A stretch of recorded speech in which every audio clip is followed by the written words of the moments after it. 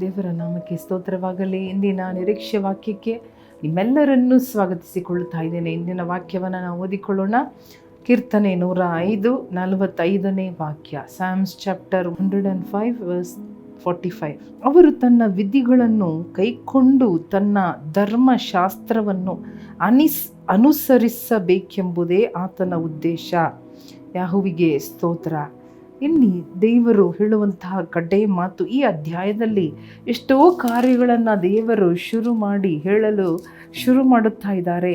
ದೇವರು ಇಸ್ರಾಯೇಲ್ಯರಲ್ಲಿ ತನ್ನ ವಾಗ್ದಾನವನ್ನು ನೆರವೇರಿಸಿದ್ದಕ್ಕಾಗಿ ನೋಡಿ, ಇಲ್ಲೆಲ್ಲ ದೇವರು ನೆನಪು ಮಾಡಿಕೊಳ್ಳುತ್ತಾ ಇದ್ದಾರೆ. ಯಾವ ರೀತಿ ಇಸ್ರಾಯೇಲ್ಯರನ್ನು ದೇವರು ಐಗುಪ್ತ ದೇಶದಲ್ಲಿ ಕಟಾಕ್ಷಿಸಿದರು, ಅನ್ಯ ದೇಶದಲ್ಲಿ ಅವರು ಗುಲಾಮದಲ್ಲಿ ಇದ್ದಾಗ ಅವರನ್ನು ಯಾವ ರೀತಿ ಹೆಚ್ಚಿಸಿದರು, ಅವ್ರನ್ನ ಯಾವ ರೀತಿ ಬಿಡಿಸಿದರು, ಅವ್ರನ್ನ ಯಾವ ರೀತಿ ಪೋಷಿಸಿದರು, ಹೊತ್ತುಕೊಂಡು ಅವರನ್ನು ಸಂರಕ್ಷಿಸುತ್ತಾ ಬಂದರು. ಅವರನ್ನು ಐಗುಪ್ತದಿಂದ ಯಾವ ರೀತಿ ಹೊರಡಿಸಿದರು, ಬೆಳ್ಳಿ ಬಂಗಾರದಿಂದ ಹೊರಡುವಂತೆ ಮಾಡಿದರು. ಐಗುಪ್ತರಿಗೆ ಇಸ್ರಾಯೇಲ್ಯನನ್ನು ಕಂಡರೆ ಭಯವನ್ನು ಉಂಟು ಮಾಡುವಂತೆ ಮಾಡಿದರು. ಮಾತ್ರವಲ್ಲದೆ ಅವರು ನೋಡಿರಿ, ಅವರು ಹೊರಗಡೆ ಬಂದು, ಅಂದರೆ 10 ವಾದಗಳ ನಂತರ ಈ ಐಗುಪ್ತ ದೇಶದಿಂದ ಇಸ್ರಾಯೇಲ್ ಜನರು ಹೊರಗಡೆ ಬರುವಂತೆ ಆಯಿತು.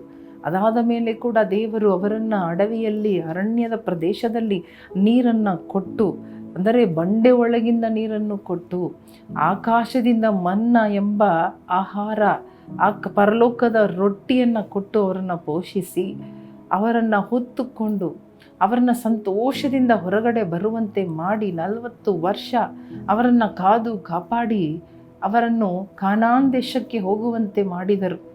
ಆ ಕಾನಾನ್ ದೇಶಕ್ಕೆ ಹೋಗಿದ ಮೇಲೆ ಅಲ್ಲಿರುವ ಆಸ್ತಿಗಳನ್ನು ಅಥವಾ ಜಮೀನುಗಳನ್ನು ಅವರಿಗೆ ಸ್ವಾಸ್ಥ್ಯವಾಗಿ ಕೊಟ್ಟರು, ಡಿಸ್ಟ್ರಿಬ್ಯೂಟ್ ಮಾಡಿಕೊಟ್ಟರು.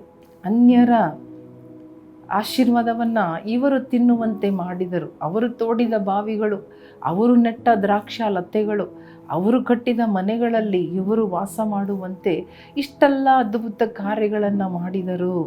ಆಶ್ಚರ್ಯವಾಗಿ ಅವರು ನಮಗೆ ಲಾವಕ್ಕಿ ಬೇಕು ಎಂಬುದಾಗಿ ಹೇಳುವಾಗ ಅದನ್ನು ಕೊಟ್ಟರು.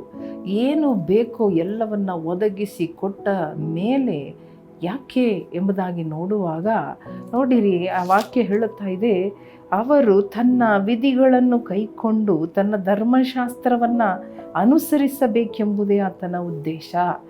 ದೇವರ ಉದ್ದೇಶ ಏನು? ನಮ್ಮನ್ನು ಆಶೀರ್ವದಿಸುವುದಕ್ಕೆ, ನಾವು ಬೇಡುವುದನ್ನು ಕೊಡುವುದಕ್ಕೆ.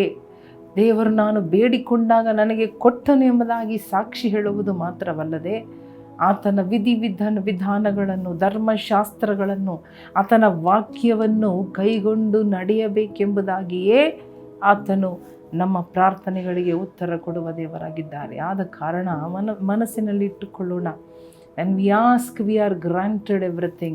We are satisfied. We are filled with blessings. Why? Not only to thank God or share a testimony, but also ಆತನು ನೋಡುತ್ತಾ ಇದ್ದಾನೆ. He only wanted to observe. He wanted to check his people whether ಎಲ್ಲ ಇರುವಾಗ ಅವರು ನನ್ನ ವಿಧಿ, ನನ್ನ ವಿಧಾನ, ನನ್ನ ಕಟ್ಟಳೆಗಳು, ನನ್ನ ವಾಕ್ಯಗಳನ್ನು ಪಾಲಿಸುತ್ತಾರಾ? ಪಾಲಿಸಬೇಕು. ಅದುವೇ ದೇವರ ಉದ್ದೇಶ. God's desire is that we need to follow His commandments. We need to keep His laws. We need to obey. ಖಂಡಿತವಾಗಿಯೂ ಆತನ ಧರ್ಮಶಾಸ್ತ್ರವನ್ನು, ಆತನು ಹೇಳುವ ಒಂದೊಂದು ಮಾತನ್ನು ಕೈಗೊಂಡು ಪಾಲಿಸಬೇಕು, ನಡೆಯಲೇಬೇಕು ಎಂಬುದಾಗಿಯೇ ಆತನ ಉದ್ದೇಶ.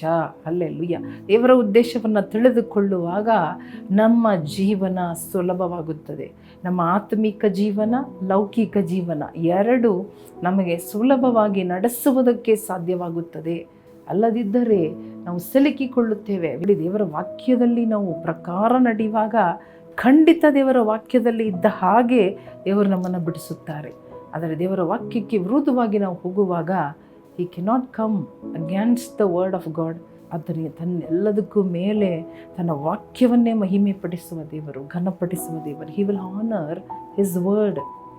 God will honor His word.